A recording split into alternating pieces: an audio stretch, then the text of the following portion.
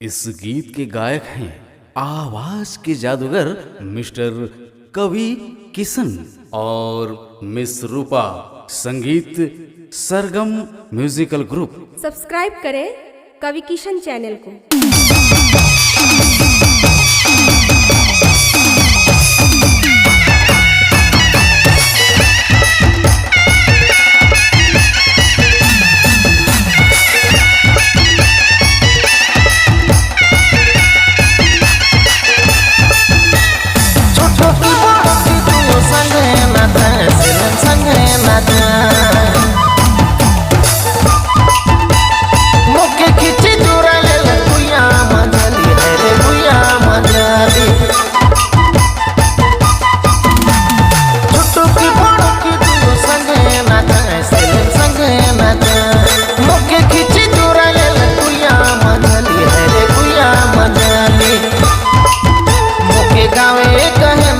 सबे बोलना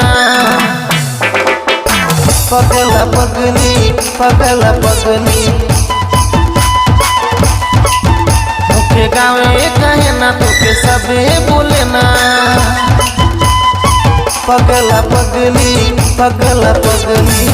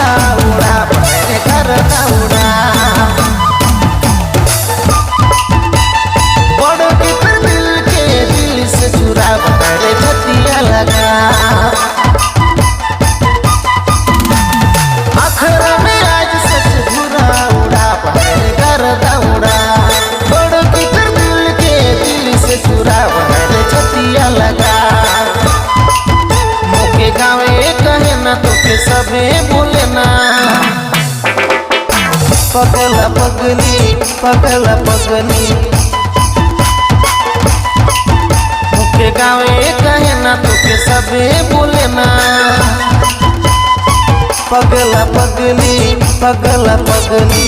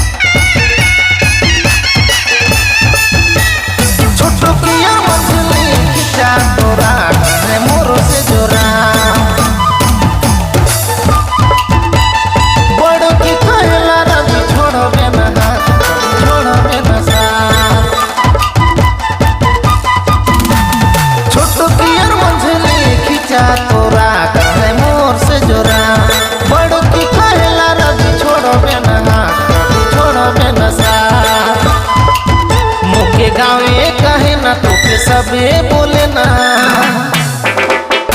पगला पगली पगला पगली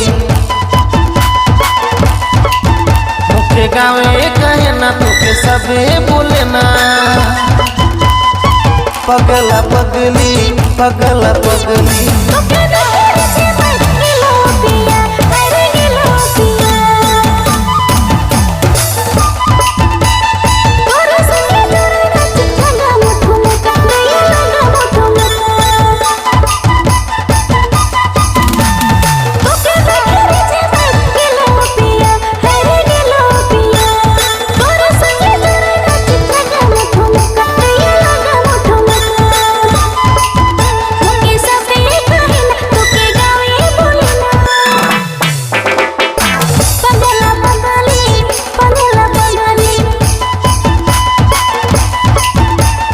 गावे कहे ना तुके सबे बोले ना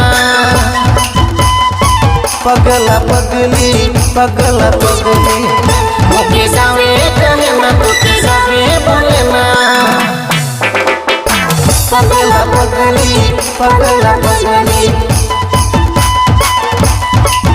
मुके गावे कहे ना तुके सबे बोले ना